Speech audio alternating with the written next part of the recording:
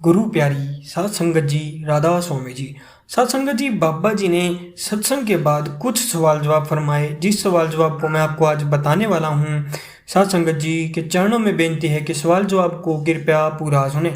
सात संगत जी, बाबा जी का जो पहला सवाल था वह यह था कि भजन सिमरन में बाबा जी मेरा मन नहीं लगता, तो हमें क्या करना चाहिए। बाबा जी ने कहा, बेटा भजन सिमरन तो हमें ही करना पड़ेगा। मालिक ने दया मेहर करके हमें नामदान की दात दी है, अपने साथ जोड़ा है। मन से तो हमें ही लड़ना पड़ेगा। मन तो अपने मालिक का कहा मानकर बड़ी ईमानदारी से अपना काम कर रहा है। वह हमें बाहर की ओर लगाए बैठा है, इसीलिए मन अपना काम अच्छे से कर रहा है, लेकिन हमें अपना काम करना पड़ेगा। इसीलिए जितना हो सके मन का कहा ना मानकर इसको भजन सिमरन में लगाने की कोशिश करनी चाहिए। साथ संगत जी, जो दूसरा सवाल पूछा गया वह यह था, मैं बाहर कंट्री में काम करना चाहती हूँ, क्या ये सही है, हमें बाहर काम करना चाहिए। बाबा जी ने कहा, बेटा अगर सामने कोई लक्ष्य है तो काम करने में कोई बुराई नहीं है, लेकिन हमेशा ऐसा काम करना चाहिए जिससे हमारा और हमारे घर वालों का फकर से सिर ऊंचा रहे। कभी भी कोई गलत काम में नहीं पड़ना चाहिए। काम चाहे अपने देश में रहकर करें, चाहे कहीं और देश में जाकर करें, लेकिन हमें अपना काम ईमानदारी से करना चाहिए और अच्छे काम में ही अपना मन लगाना चाहिए। साथ संगत जी, जो तीसरा सवाल हुआ वह यह हुआ, बाबा जी क्या सेवा करने से हमारे कर्म कटते हैं, क्या सेवा करने से हमारे कई बुरे कर्मों का नाश हो जाता है। तो बाबा जी ने जवाब दिया, बेटा हमें इन सब बातों में नहीं पड़ना चाहिए, हमें तो सिर्फ सेवा पर ध्यान रखना चाहिए।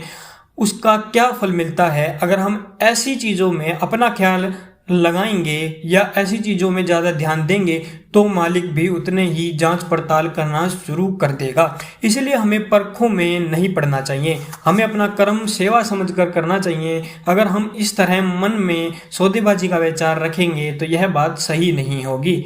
मालिक बेहतर जानता है कि हमें क्या देना है, तो हमें हमेशा सेवा में ही अपना ध्यान लगाना चाहिए। सत्संग जी का सवाल हुआ वह यह हुआ कि बाबा जी क्या जिनको नामदान नहीं मिलता, क्या उनको आप लेने नहीं आएंगे। बाबा जी हंसते हुए, अरे बेटा मैं कहाँ पर जा रहा हूँ, मैं तो यही हूँ, मुझे क्या जल्दी है कहीं पर जाने की। तो संगत हंसने लगी। फिर बाबा जी ने समझाया कि बेटा मालिक तो सभी को लेने आते हैं, यह तो रिश्ता जोड़ने की बात है, पहचान की बात है। अगर हमारी पहले से ही पहचान हो जाए तो हमें पता चल जाता है कि हमें मालिक लेने आए हैं। लेकिन अगर कोई पहले से पहचान ही ना हो तो अगर वह लेने आए तो भी पता नहीं चलता। इसीलिए मालिक तो सदा सभी को ही लेने आते हैं। सत्संगत जी, जो अगला सवाल हुआ वह यह हुआ कि मैं किसी भी चीज के बारे में बहुत सोचती रहती हूँ, मुझे क्या करना चाहिए। बाबा जी ने फरमाया, बेटा सोचना अच्छी बात है, लेकिन हद से ज्यादा सोचना यह हमारी परेशानी का कारण बन जाता है। इसीलिए जितना हो सके लिमिटेड और सही सोचना चाहिए। एक लड़के ने बाबा जी से सवाल किया कि बाबा जी पहले मैं शादी नहीं करना चाहता था, लेकिन आपके सवाल जवाब सुनने के बाद जिसमें आप जी ने कहा था कि किसी लड़की का हक नहीं मारना चाहिए, इसलिए अब मैं शादी करने के लिए राजी हो गया हूँ। इसलिए मेरी 10 मई को शादी है, कृपया आप जरूर आइएगा। संगत में हंसी होने लगती है, बाबा जी भी थोड़ा मुस्कुराते हैं। तो बाबा जी ने कहा, बेटा अगर किसी की बर्बादी हो रही हो तो मैं वहाँ क्यों आऊँगा। सारी संगत हंसने लगी। फिर लड़का कहने लगा कि नहीं, आप जरूर आइएगा। तो बाबा जी ने कहा, भला किसी का गलत हो रहा हो तो वहां पर मैं क्यों जाऊंगा, अगर कोई और काम होता तो मैं जरूर चला जाता। संगत भी हंसने लगी। फिर अगले सवाल में किसी ने बाबा जी से कहा कि मुझे गुस्सा बहुत आता है। बाबा जी ने समझाया कि बेटा अब आप मेरे से सवाल कर रहे हो, अगर मैं गुस्सा करने लगूं तो क्या आपको सही लगेगा। इसी तरह हम जैसे जैसे अपना व्यवहार करेंगे वैसा ही हमें सामने से भी मिलेगा। इसीलिए कोशिश करनी चाहिए गुस्सा करने की बजाय प्रेम भाव हमें रखना चाहिए। फिर जो अगला सवाल जो बाबा जी से पूछा वह यह पूछा कि मैंने अपना अनुभव किसी को बता दिया था सिमरन के दौरान, अब मुझको काफ़ी समय हो गया है, माफ़ी मांगते को कृपया मुझे माफ़ कर दें, अब मैं क्या करूं। बाबा जी ने कहा, बेटा इसीलिए ही तो बार बार कहा जाता है कि जो कुछ मिले उसे हजम करना सीखिए। किसी को कुछ भी नहीं बताना। सासंगत जी जो अगला सवाल बाबा जी से किया वह यह था कि बाबा जी हमसे भजन सिमरन को पूरा समय नहीं दिया जाता, तो बाबा जी क्या हम चलते फिरते या फिर काम करते नाम का सिमरन करें तो क्या यह हमारे लेखे में आएगा? बाबा जी कहते हैं गिनती ना करया करो। कहते हैं क्या आप चलते फिरते रोटी बना सकते हो? नहीं ना, तो हम चलते फिरते भजन सिमरन कैसे कर सकते? सो बेटा चलते फिरते तो हमें माहौल बनाना है। जितना वक्त हम भजन सिमरन बैठकर नहीं करेंगे तो ध्यान कहाँ से लगेगा? बाबा जी नामदान लेने के बाद अगर कोई गलती हो जाए और फिर उसका हम पश्चाताप करना चाहें तो क्या हम कर सकते हैं? बाबा जी कहते हैं बेटा शब्दों के साथ हमें माफी नहीं मांगनी, करनी के साथ जाहिर करना है। गलती करके उससे सीख लेकर हम वो गलती दोबारा ना दोहराएं। सही रास्ते पर चलेंगे तो हमारी माफी अपने आप हो जाएगी। अब्बा जी जब भी मैं भजन सिमरन करता हूँ तो कुछ समय बाद नींद आने लग जाती है, फिर ये नहीं बढ़ जाता, ऐसा क्यों? बाबा जी कहते हैं हमें अपनी तरफ से मेहनत करनी है। नींद तभी आती है जब सूरत थोड़ी सी चढ़ती है, क्योंकि इस वक्त जिंदगी में इतनी जिम्मेदारियां हैं, परेशानियां हैं और फिर इतना कुछ झेलने के बाद जब भजन सिमरन में सूरत ऊपर की तरफ चढ़ती है तो मन को थोड़ा सा आराम और हल्कापन महसूस होता है, तो वो नींद की तरफ चला जाता है। आप देखते हैं कई बार सिर्फ आधा घंटा सोने के बाद बहुत ताजगी महसूस होती है और कई बार तो 10-12 घंटे सोने के बाद भी ताजगी महसूस नहीं होती। जब तक मन में चैन नहीं है तो हमेशा उतावला सापन रहता है। तो यह भी एक अवस्था है जिससे हमें आगे बढ़ना है। जब भी हमें पता चले कि हमारे साथ ऐसा हो रहा है तो दोबारा शुरू कर दो या फिर चालू रखो, फिर हम इस अवस्था से भी आगे बढ़ जाएंगे। जी अगला जो सवाल हुआ वह यह हुआ बाबा जी मैं भजन सिमरन पर नहीं बैठ सकती क्योंकि 1 मिनट बैठती हूँ तो घबराहट होने लग जाती है।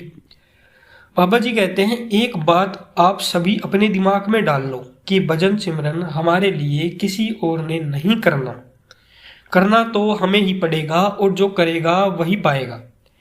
जैसे हमारे लिए कोई और रोटी नहीं खा सकता, हम खुद खाएंगे तभी हमें ताकत मिलेगी, उसी तरह जब हम खुद नहीं करेंगे तो मालिक के काबिल नहीं बन पाएंगे।